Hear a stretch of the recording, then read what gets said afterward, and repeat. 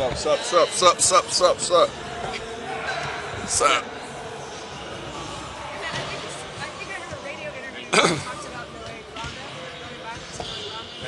We graduated same year.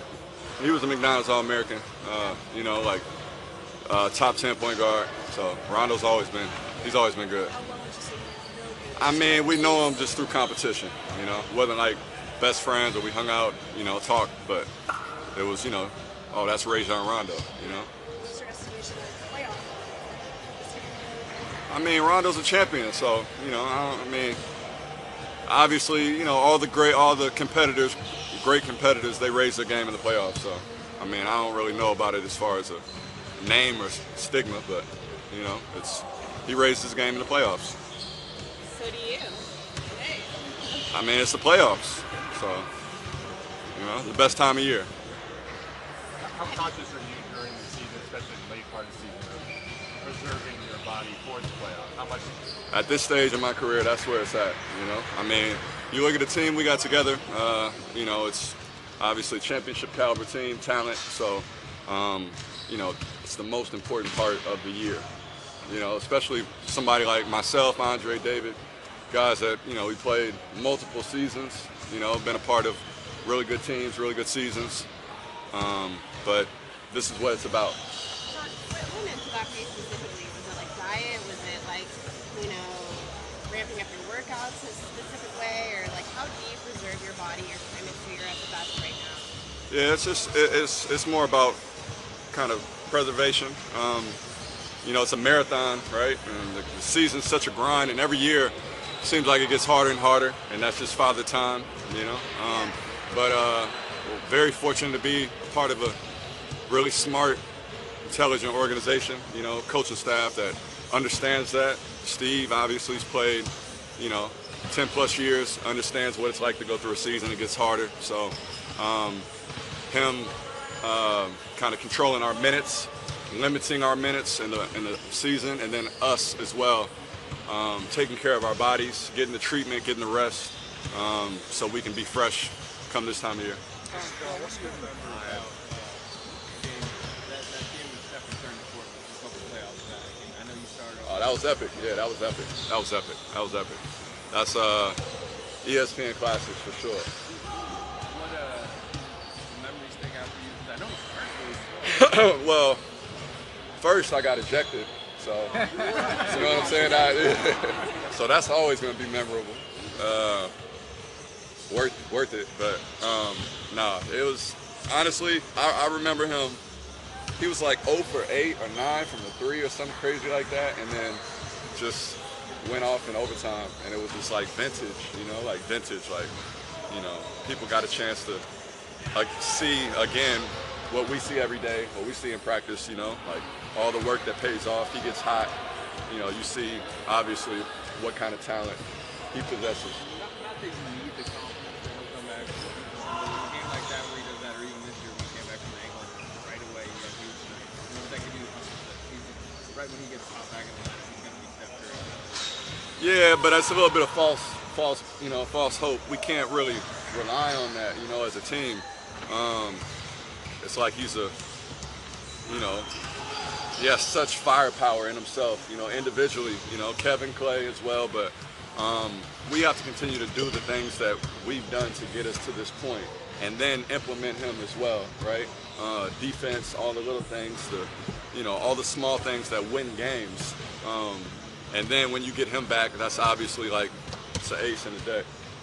Shaun Livingston, their bench is a little shorter than yours is, and so second quarter, they all come in, it's the time they all come in. Yeah, I mean, that's kind of how it's been for years as far as the way that we approach the game.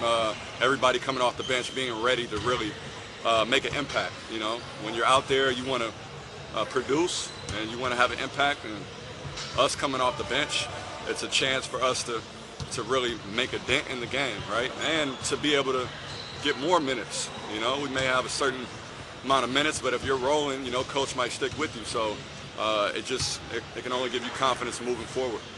On that point at the end of great process in this match, like, what do you see? The what? I'm sorry. To your point of what you're saying with, like, not just relying on Steph, Yeah. and all that. How did you see that all when you came back in the Memphis game? Like he played like it was when you guys still played your level. That's the thing. He's capable. Like it's very few players that are capable of sitting out that long and coming back and really being themselves. You know, like that's the hardest thing to do. I'm not one of those players. You know, I mean, just being honest with you.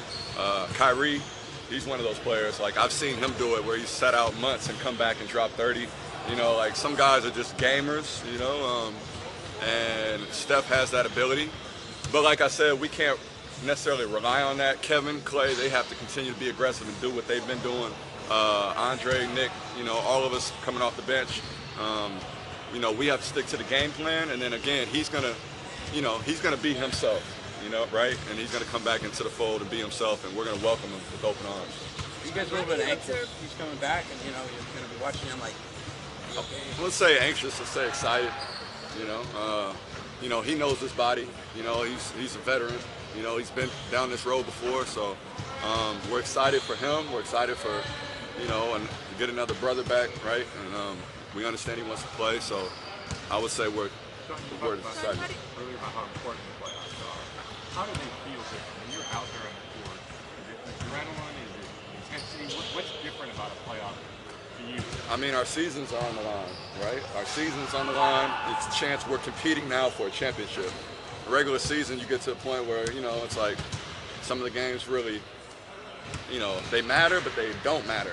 You know, like they matter as a professional, but we're not playing for anything. You know what I mean? Like we would have ran off the games that we lost in the season, we still probably have been in second place.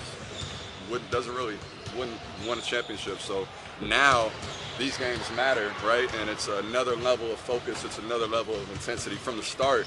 And like I always say, second and third quarters, you know, every possession matters, right? Second, third quarters could mean the game, right? So. What do you observe with Steph, Clay, Kevin, if they have an off shooting night, the way they work the next day or the way they work all the time? They might need 50 shots, they might need 200. They just kind of gauge. No, it's consistency. It's just really more so them being consistent with their work regardless. You know, that's what makes them great. If they, you know, Clay went for 27, still in here putting in the work, right?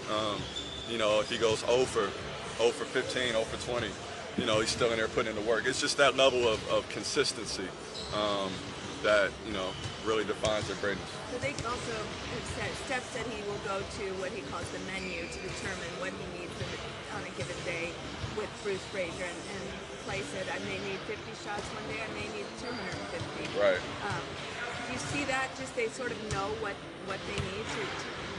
Yeah, I think that's more a question for them. Right. You know, but I think every player kind of evaluates his game and try to figure out where they can get better.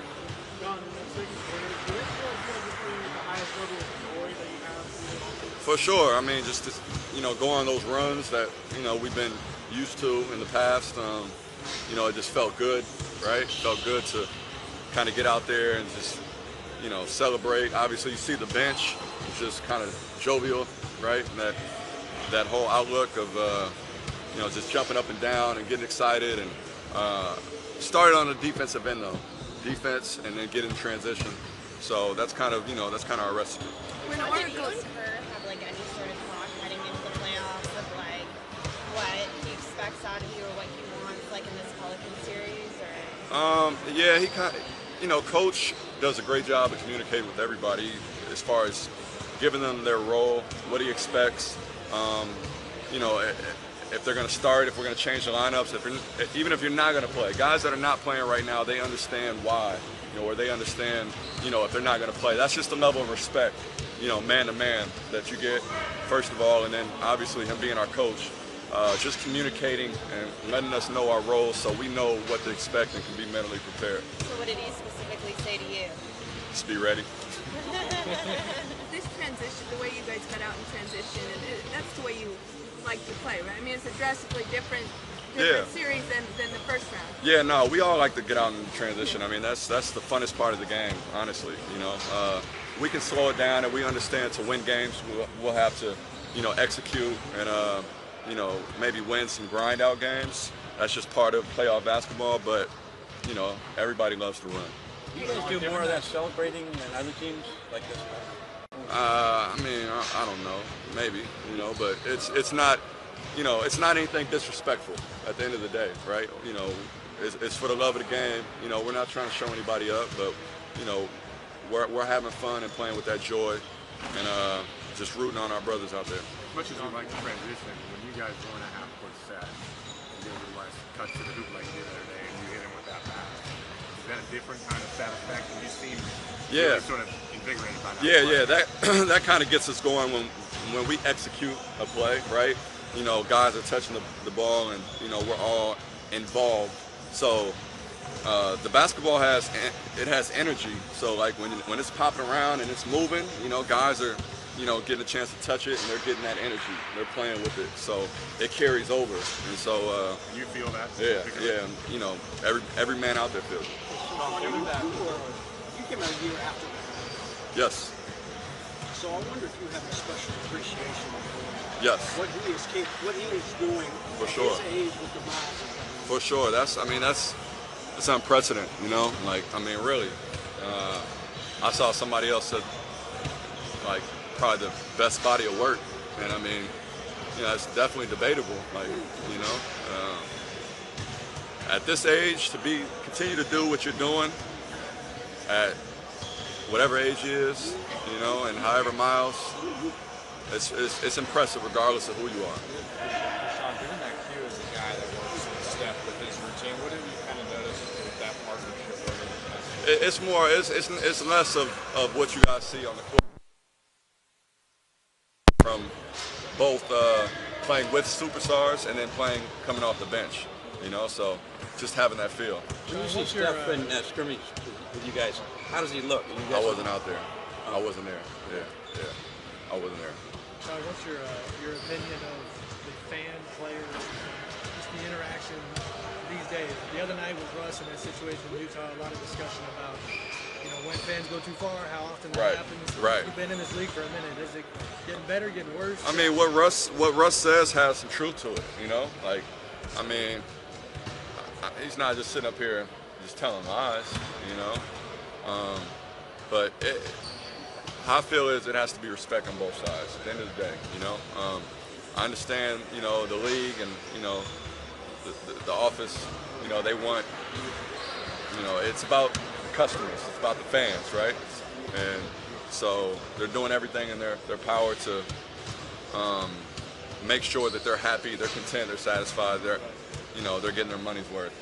But at the same time, there has to be a level of respect on their end too, right? As a player, that, you know, you might not know what it's like to be a player, but you know what it's like to get emotional. You see what I'm saying? And, you know, so you can't go out and, you know, a guy comes off the court after a loss and you're yelling things about his family or yelling things, you know, getting in his face. Like, it's just, you wouldn't do that. Like you said, you wouldn't do it on the street, right? And they're not on the street, but at the same time, just have a level of respect, right? What's the worst thing you saw this year?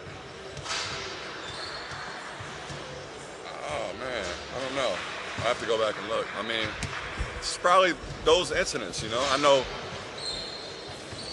probably just those incidents, man, just where, you know, fans really, they get a little too close for comfort, you know? Shaun, what is it about Curry that makes him unfazed by long?